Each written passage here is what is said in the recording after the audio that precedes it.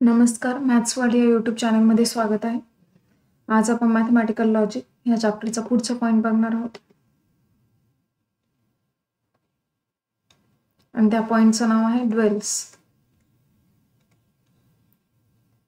1 मार्क्ससाठी पेपरला क्वेश्चन विचारला जाणार आहे या टॉपिकवर. सगळ्यात सिंपल आणि साधा टॉपिक आहे, एकदम इझी टॉपिक आहे. पॉईंटला नाव दिले आपण ड्वेल्स. आपण चॅप्टरच्या सुरुवातीला कनेक्टिव्ह बघितले होते. पहिले कनेक्टिव्ह बघितलं होतं अँड, सेकंड वन बघितलं होतं ऑर. हे पहिलं कनेक्टिव्ह आहे अँड, सेकंड वन आहे ऑर.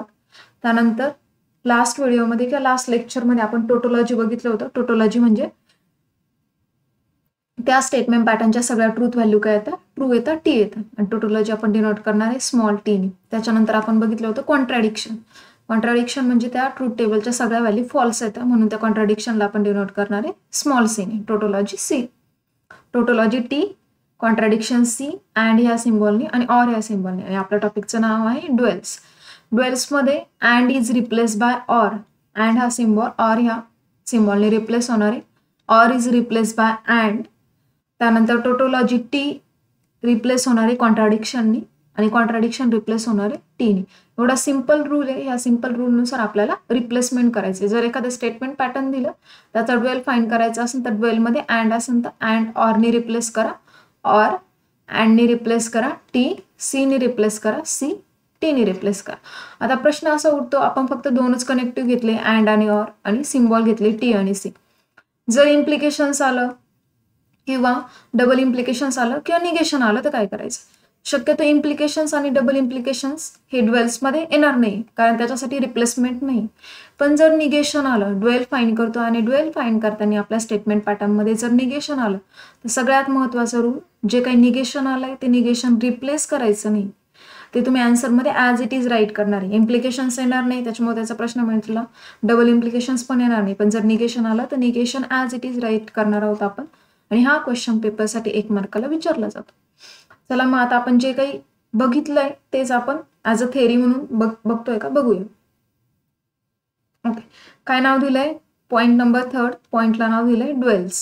ओके, ड्वेल्समध्ये we use letters T and C to denote tautology and contradiction. जे मी सांगितलं तेच. टी हा लेटर टोटोलॉजीसाठी डिनोट करणार आहे आणि सी हा लेटर कॉन्ट्रडिक्शनसाठी डिनोट करणार आहे. Next one, if two statement contain logical connective like or and आणि letters T and C, then they are said to be dwells of each other if one of them is obtained from other by interchanging. आता interchange करायचे, or is replace by and, जे मग अशी सांगितलं तेच. And is replace by or, T is replace by C आणि C is replace by T. Simple आहे, जे काय सांगितलं त्यानुसार. चला मग एक्झाम्पल बघूया. एक्झाम्पल काय दिलंय, the dual of p or q हे स्टेटमेंट आहे, त्याचं ड्वेल काय, पी ऑर रिप्लेस झाला अँड पी अँड क्यू हे झालं ड्वेल. टी ऑर पीचं ड्वेल काय येणार आहे, t replace by c, or replace by and आणि पी. टी अँड पी काय is t replace by c or p. अशा प्रकारे ड्वेल्स आपण डेफिनेशन वगैरे बघितले. तर मग एक्झरसाइज मधले ड्वेल्ससाठी क्वेश्चन बघू. एक्झरसाइज 1.3, एक्झरसाइज 1.3 नंबर 3 मधला question number 2, write the dwells of each of the following. आता फर्स्ट क्वेश्चन आहे, फर्स्ट क्वेश्चनचा ड्वेल्स राईट करायचं आहे. आपण आन्सर 2 फॉर्मॅटनुसार राईट करणार आहोत. आता काय म्हणता येईल, मग याचा आन्सर राईट करायचं आहे द ड्वेल ऑफ काय स्टेटमेंट दिलेलं आहे, P or Q and R is, याचा ड्वेल फाइंड करायचं आहे. मग ड्वेल काय, P or is replace by and ब्रॅकेटमध्ये Q and is replace by or आणि आर. हे झालं पहिल्या क्वेश्चनचा आन्सर. सगळ्यात सोपा आणि इझी आन्सर. ह्या फॉर्मॅटनुसार आन्सर लिहा किंवा दुसरा फॉर्मॅट यूज करता. आणि याचा ड्वेल लिहायचं आहे, मग फक्त डायरेक्टली ड्वेल लिहून देऊ आपण.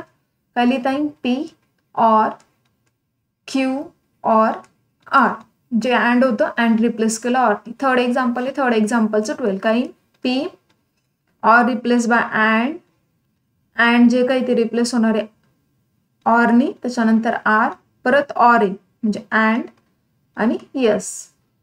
सेकंड एक्झाम्पल आहे, सेकंड एक्झाम्पलमध्ये निगेशन आलंय. तुम्हाला माहिती आहे निगेशन आपण काय करतो, ॲज इट इज राईट करतो. पी अँड रिप्लेस होणार आहे ऑरनी आणि निगेशन ऑफ क्यू जसंचं तसं. 5 नंबरचं एक्झाम्पल आहे काय, त्याचा ड्वेल निगेशन पी, ऑरच्या जागी येणार आहे अँड क्यू.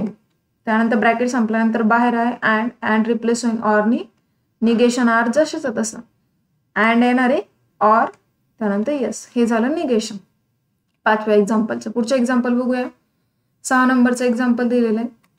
6 नंबरच्या एक्झाम्पलसाठी काही निगेशन पी अँड रिप्लेस होईल ऑरनी, ब्रॅकेट निगेशन क्यू जशाचं तसं, अँड रिप्लेस झालं ऑरनी, परत ब्रॅकेट आहे पी, ऑर आहे, ऑरच्या जागी अँड, क्यू, परत अँड आहे, अँडच्या जागी ऑर, निगेशन ऑफ आर. अशा प्रकारे ड्युएल आलं. नेक्स्ट एक्झाम्पल काय, स्क्वेअर ब्रॅकेट निगेशन जसं तसं, bracket P and Q, bracket complete, and replace होणार आहे ऑरनी, परत पी, ऑर रिप्लेस झाला अँडनी, त्याच्यानंतर निगेशन आहे. म्हणजे काय म्हणतात, निगेशन क्यू अँडच्या जागी ऑर, निगेशन यस. म्हणजे आपण निगेशन आलं तर निगेशन जसंच तसं ठेवणार आहे. आता सी आहे. सी म्हणजे काय, कॉन्ट्राडिक्शन. कॉन्ट्राडिक्शन रिप्लेस होईल टीने, ऑर रिप्लेस झाला अँड, ब्रॅकेटमध्ये काय पी अँड रिप्लेस होईल ऑरनी, त्याच्यानंतर Q and R, curly bracket complete. Next example, negation P जशाचं तसं, ऑरच्या जागी आला अँड, ब्रॅकेटमध्ये क्यू, अँडच्या जागी ऑर आर, आणि अँडच्या जागी परत ऑर, टी रिप्लेस होईल सी. 10 नंबरचं एक्झाम्पल काय, पी ऑरच्या जागी अँड, क्यू ऑरच्या जागी परत अँड, सी रिप्लेस होईल टी. अशा प्रकारे आपण एक्सरसाइज 1.3 चे ड्युएल्सच्या रिलेटेड क्वेश्चन सॉल्व्ह केलेले आहे. ड्युएल्सचा टॉपिक तुम्हाला कसा वाटला नक्की सांगा.